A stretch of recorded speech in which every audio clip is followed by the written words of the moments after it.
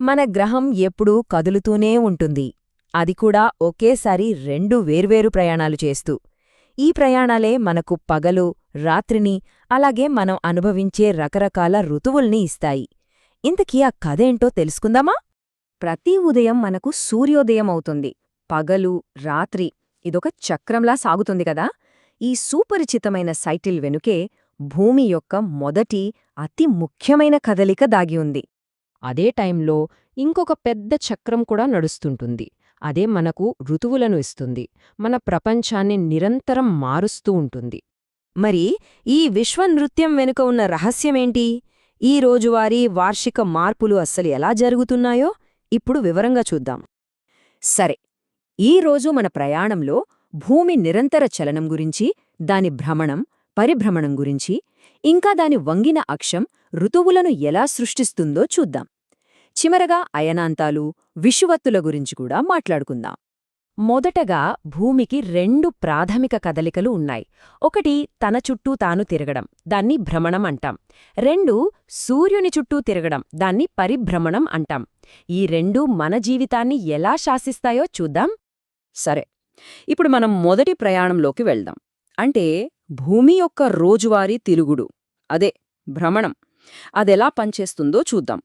భ్రమణం చాలా సింపుల్. భూమి ఒక బొంగరంలాగా తన అక్షం మీద తన చుట్టూ తానే తిరుగుతుంది కదా, దాన్నే భ్రమణం అంటారు. ఇది వినడానికి సింపుల్గా ఉన్నా దీని ప్రభావం మాత్రం చాలా పెద్దది. ఈ ఇమేజ్లో చూడండి ఎంత స్పష్టంగా ఉందో. భూమిలో సగం భాగం సూర్యుని వెలుగులో ఉంది, అంటే అక్కడ పగలు. మరో సగం చీకట్లో ఉంది, అక్కడ రాత్రి. ఈ పగలు రాత్రిని వేరుచేసే ఆ గీత ఉంది చూసారా, దాన్నే ప్రకాశవృత్తం అని పిలుస్తారు. భూమి తిరుగుతున్న కొద్దీ మనం ఈ వృత్తాన్ని దాటుతూ ఉంటాం. అలా పగటి నుండి రాత్రికి, మళ్ళీ రాత్రి నుండి పగటికి ప్రయాణిస్తూనే ఉంటాం.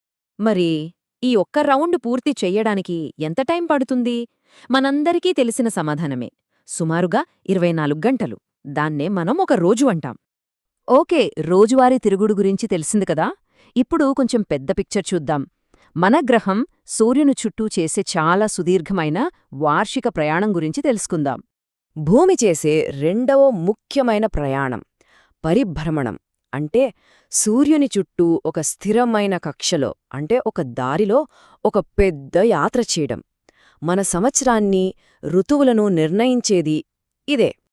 భూమి సూర్యుణ్ణి చుట్టూ ఒక్కసారి తిరిగి రావడానికి ఎంత టైం పడుతుందో తెలుసా? సరిగ్గా 365 పావు రోజులు. 365 రోజులంటే ఓకే, కాని మరి ఆ పావు రోజు ఏమవుతుంది? మంచి ప్రశ్న కదా.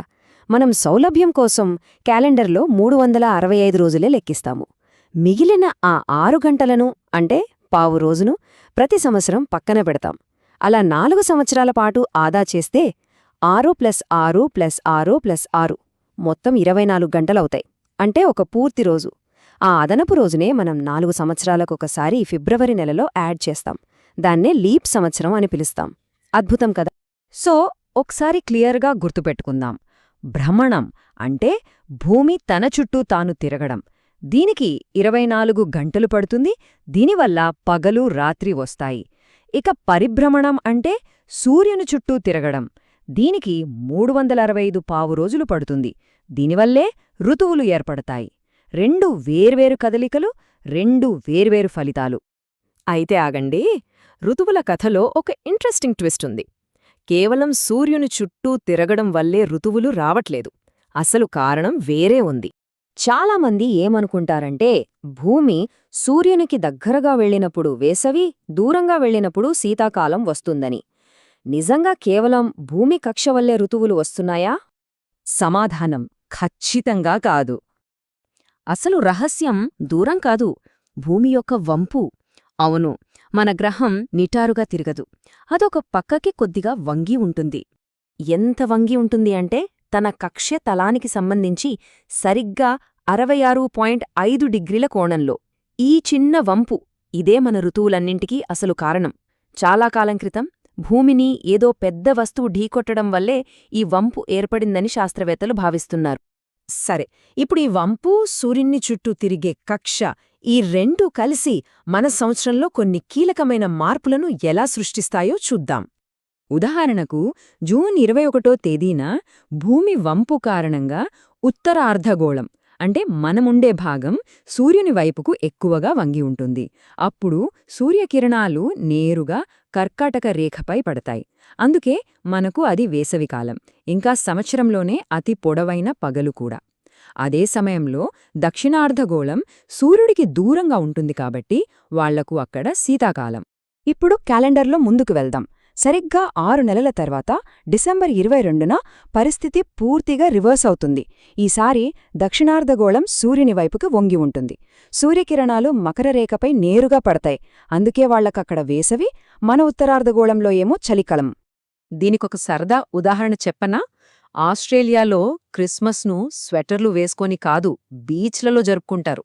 ఎందుకంటే మనం డిసెంబర్లో చలితో వణుకుతుంటే వాళ్ళు ఫుల్ సమ్మర్లో ఉంటారు. అంతా ఈ టిల్ట్ మహిమే. మరి సంవత్సరంలో 2 సార్లు అంటే మార్చి 21, సెప్టెంబర్ 23 తేదీలలో ఒక స్పెషల్ విషయం జరుగుతుంది. ఆ రోజుల్లో భూమి అక్షం సూర్యుని వైపుగాని అవతలి వైపుగానే వంగి ఉండదు. అప్పుడు సూర్యకిరణాలు నేరుగా భూమధ్యరేఖపై పడతాయి. ఫలితంగా ప్రపంచవ్యాప్తంగా పగలు రాత్రి సమయాలు దాదాపు సమానంగా ఉంటాయి. అందుకే వీటిని విషువత్తులు అంటారు, అంటే సమానమైన రాత్రులు అనర్థం. చూసర్గా, ఈ కదలికలు కేవలం ఖగోళానికి సంబంధించినవే కాదు. భూమి భ్రమణం, పరిభ్రమణం, ఆ చిన్న వంపు ఇవన్నీ కలిస్తేనే మన గ్రహం మీద జీవం సాధ్యమవుతుంది. ఒకసారి ఆలోచించండి, ఒకవేళ భూమి అక్షానికి ఆ వంపు లేకపోతే ఏమయ్యేది? మనకు ఋతువులనేవే ఉండేవిగావు. ప్రపంచంలోనే చాలా ప్రాంతాలు బ్రతకడానికి వీలు లేకుండా విపరీతమైన వేడితోనో లేదా చలితోనూ ఉండేవి. మన గ్రహం ఎంత సున్నితమైన బ్యాలెన్స్ మీద నడుస్తుందో కదా.